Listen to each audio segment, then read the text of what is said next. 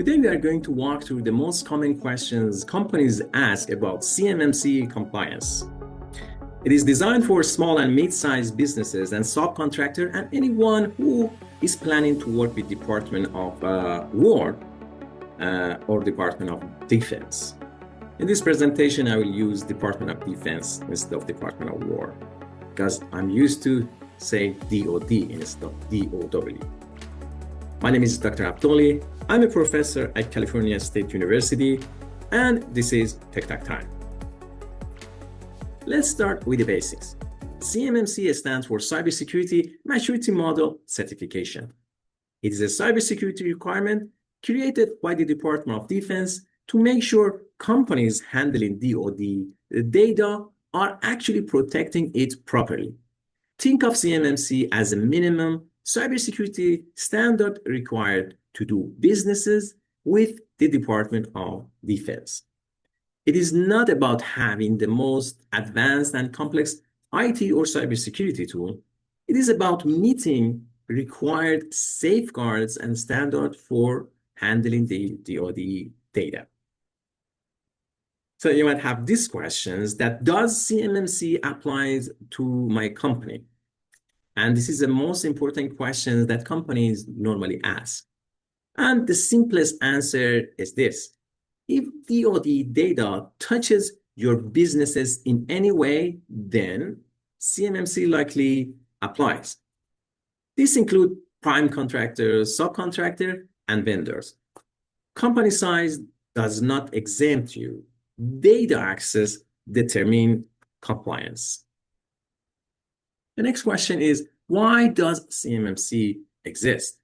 CMMC exists because many cyber attacks didn't target the DoD directly. They targeted the small contractors with weaker cybersecurity posture. The old self-attestation model didn't work for CMMC. CMMC raises the cybersecurity baseline across the entire supply chain and treats cybersecurity as a national security issue. When you're reading the CMMC compliance documentations, you may see an acronym called CUI. The question is, what is CUI and why does it matter?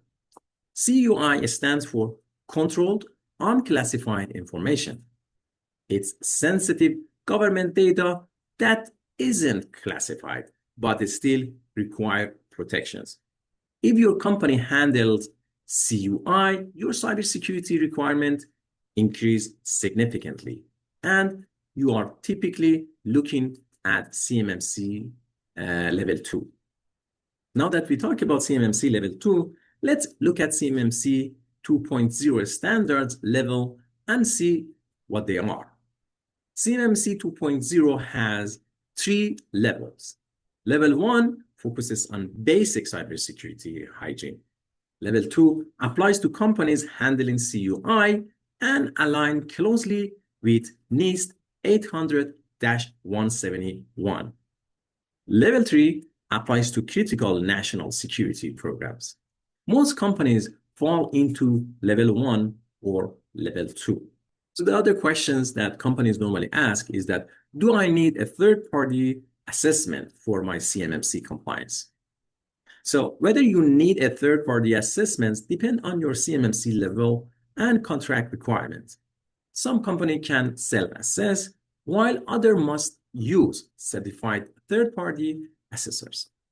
The key point is that assessment requirements are contract-driven. So what happens if a company ignores CMMC? If you are not compliant, you may not be able to bid on contracts or continue existing contracts. Non-compliant subcontractor can also put prime contractors at risk. CMMC is mandatory when it appears in a contract. It is not optional.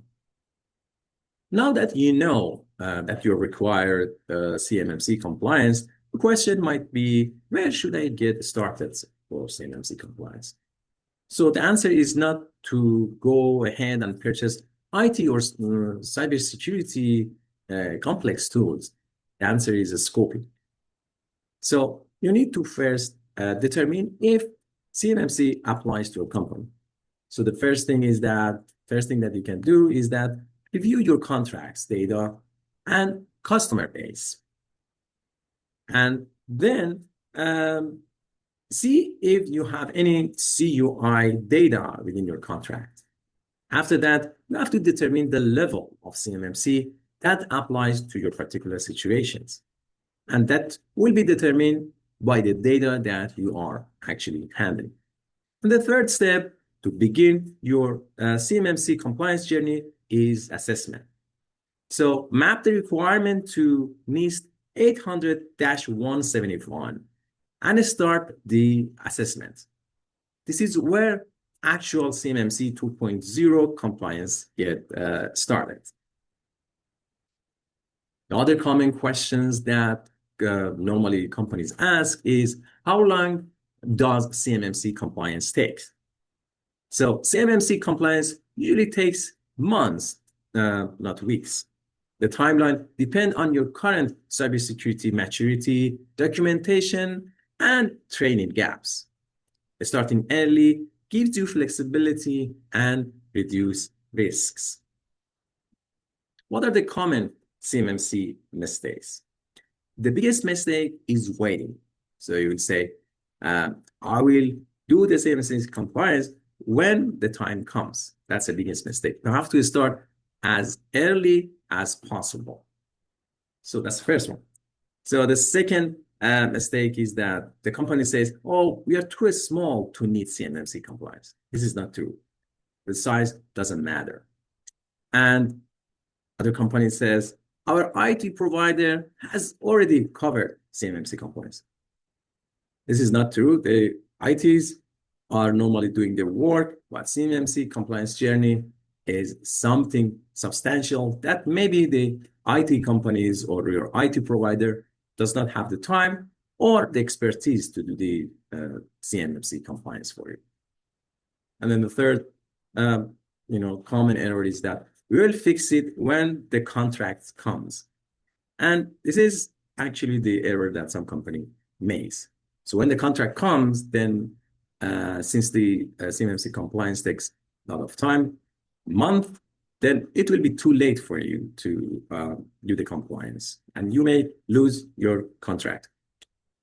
Other mistake that company makes, they ignore documentation and leadership involvement. So when you do the CMMC compliance, you have to document, every step of the way that you do, and you also have to involve the leadership in the CMMC compliance. So my recommendation is that start the scoping process now, involve leadership from day one, and plan for a multi-month journey for your CMMC compliance before the contract hits your desk. CMMC compliance is becoming a requirement to stay competitive in defense ecosystem. The earlier you start, the more control you will have. In the future video, we'll dive deeper into level 1 versus level 2, CUI scoping, and real-world compliance strategies. If you like this video, please like and subscribe, and stay tuned for more content in this area. Thank you for watching, and see you next time.